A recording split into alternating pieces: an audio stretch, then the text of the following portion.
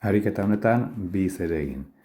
Bata, notazioa, izenak asmatu, baina modu egokian, eta bestetik, marrazkian identifikazioa.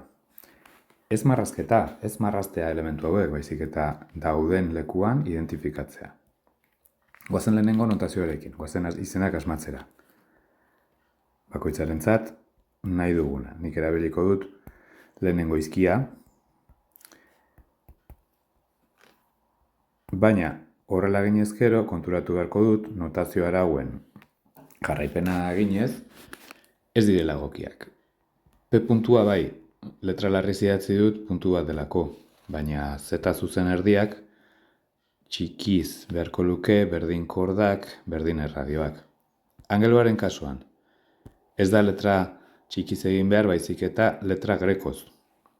Beraz, hemengo lau hauek ez dira zuzenak, eta bere ordez beste hauek jarri beharko genituzke.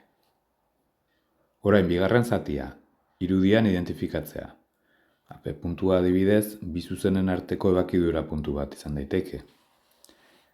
Z zuzen erdia, zuzenkiei begiratuta, nik esango nuke hemengo gaudela. K korda hementxe, puntu honetatik eta honetara.